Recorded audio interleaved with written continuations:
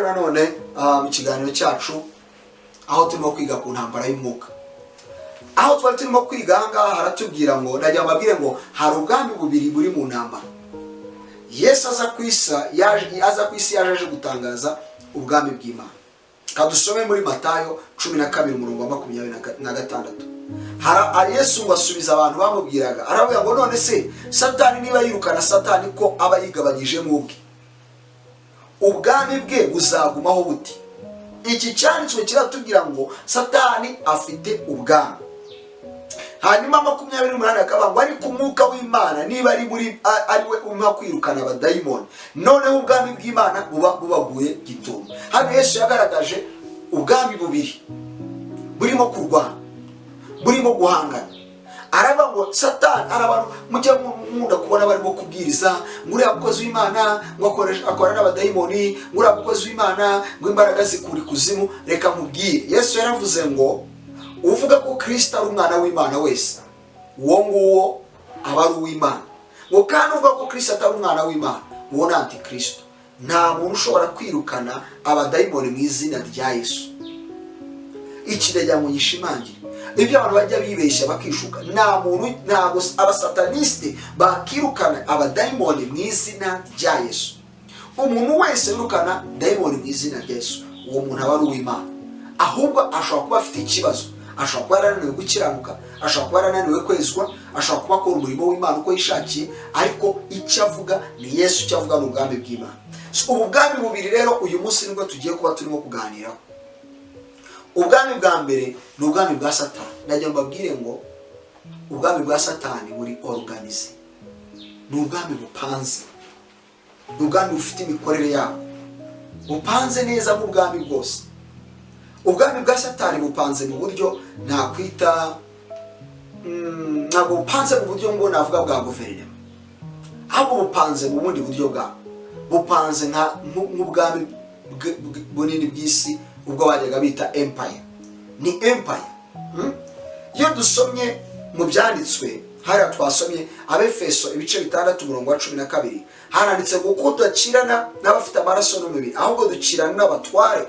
Mentioning akamo abambere n'abatware, dukirana n'abafite ubushobozi. Abo ni abakabiri, ni icyiciro cya kabiri cy'abafite ubushobozi. Dukirana n'abategetsi n'abategeka iyi si y'umwijima, icyo ni igice cya gatatu. Tugakira n'imyuka mibi y'ahantu ho mu ijuru, icyo ni igice cya kane.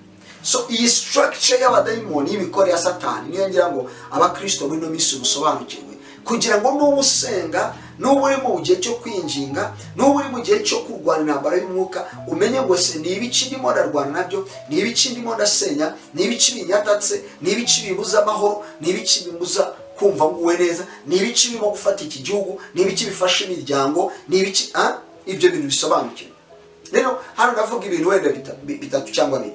Icyambere, hariho Satani nyir'ubwite, ni prince, we yiyita umwami w'abami, we niwe utegeka abangabo. Kuko twabonye ngo dukirana n'abatware, we yita umutware, niwe utegeka ino si yose y'umwijima, niwe uri hejuru, niwe head.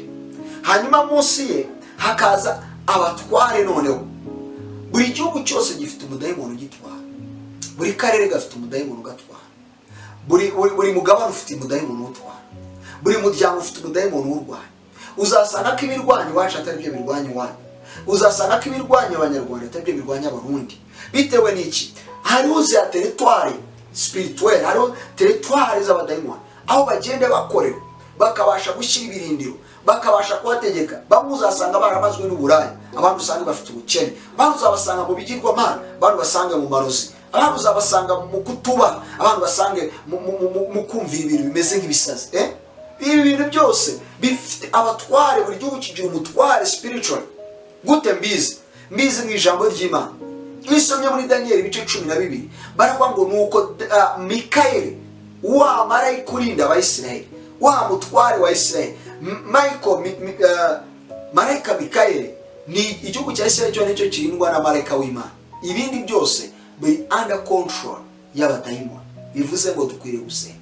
Mikaeli ni urinda ubwoko bw'Imana. Bivuze ngo buri gihugu cyose kigira umutware ugitwara. niyo mpamvu uzasanga bafite kutubaha Imana, bano ugasanga bafite ibibazo bya communisme, bano ugasanga bafite ibibazo by'ubusinzi, bari ugasanga ubusambanyi bw'ubwabije. Buri gihugu gifite abadayimoni kandi bari reportinga still kwa Satani. Noneho hakaba igice cya gatatu cyitwa abafite ubushobozi. Abafite ubushobozi ni abatwara ino migi. Buri mujyi mureba, Los Angeles ntabwo imeze nka Texas, Texas ntabwo imeze nka Kigali, Kigali ntabwo imeze nka Nairobi. Aba batwara imijyi, major cities, bagategeka ibigomba kuberamo, bakadictatinga, bagashyira mu bikorwa ibyo bakuye kuri Satani. Hakaba icyiciro cya kane cyitwa abategeka isi y'umwijima. Icyo ni ikindi cyiciro cy'abadayimoni. Bo ni batumwa kujya gukora misiyo satanike, gukora misiyo za Satani. Hakaba icyiciro cya gatanu ngo n'imyuka mibi y'ahantu ho mu ijuru. Aba rero badayimoni usanga bari mu miryango, abari usanga barorogogoje umuntu ku giti cye, abari usanga barafasha agaca gakaritsiye, ugasanga ibibera hano Kicukiro si byo bibera Nyarugenge, ugasanga ibibera Nyarugenge si byo bibera mu gakaritsiye utuyemo. Buri gakaritsiye usanga gafite abadayimoni bakora imbaraga zako. None na buri muntu wese ugasanga afite ibimurwanya bitandukanye n'ibirwanya mugenzi we. Muri iki gihe turimo kuganira kuri ibi byiciro maze kuvuga birenga bitanu, ndashaka ngo munsi y'ibyo ngibyo noneho hariho abantu batumvira Imana, bumvira Satani. Mu isi y'umwuka nta hagati no hagati harimo. Niba udakorera Imana ukorera Satani, niba utumvira Imana wumvira Satani. Kuko ntabwo waba muri mo hagati, nta hagati yahari. Either you are of God or you belong to Satan. Do you agree? Nta hagati no hagati harimo.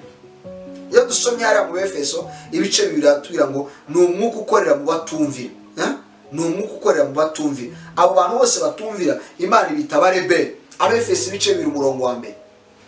Hari umuntu ufite Bibiliya ngo asoma uwo murongo wako, ni umurongo w'ingenzi. Abefeso ibice bibiri ku murongo wa mbere. Tuhasome twumve icyo ijambo ry'Imana ritubwira.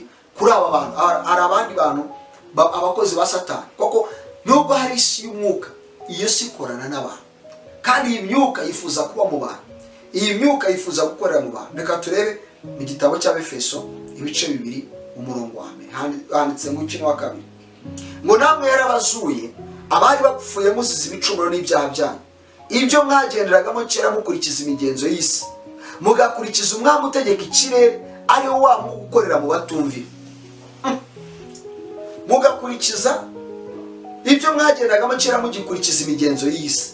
Nukuvuga ngo iyi si ifite imigenzo yayo. Iyo ukigenderamo you belong to Satan. Mugakurikiza umwami utegeka ikirere, ari we mwuka ukorera mu batumvira. Mwana arababwiye ngo ya myuka itegeka mu kirere ifite n'umwami rero utegeka icyo kirere we Satani. Ngo mwuka ukorera mu bantu bose batumvira. Wari uzi ko icyaha cyo gutumvira Imana, kutagendera munsi y'amabwiriza y'Imana, kutakora ibyo Imana ikubwira, Bibiliya icyita icyaha cy'uburozi. Yesu ashimwe cyane. Bibiliya icyita witchcraft. Igihe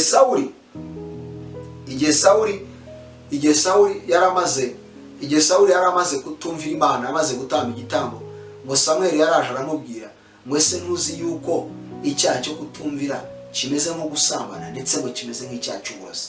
So abatumvira Imana bose bari munsi y'imbaraga za Satani. Abagenda bakurikiza uyu mwami utegeka ikirere, ari we mwuka ukorera mu batumvira. Abatumvira n'abaye abantu bose batarize, abantu bose batarakira Yesu umwami n'umukiza. Abo bose baracyari munsi ya bwa butware, baracyari munsi ya zambara. Nicyo mbabwira bene data, muhaguruke dusengera abantu. Ndabwira abinginzi, ndabwira abashumba, ndabwira abantu bari mu myanya y'imirimo y'itorero ngo nimumenye ino si y'umwuka, nizabonera kumenya ibyo musengera n'ibyo musenya mu izina rya Yesu. Reka tube tuduhinanga dukomeze n'igice gikurikira. Niba ubishoboye uze gukurikira igice cya gatatu mu izina rya Yesu Kristo, uraza kumenya byinshi. Amahoro y'Imana abane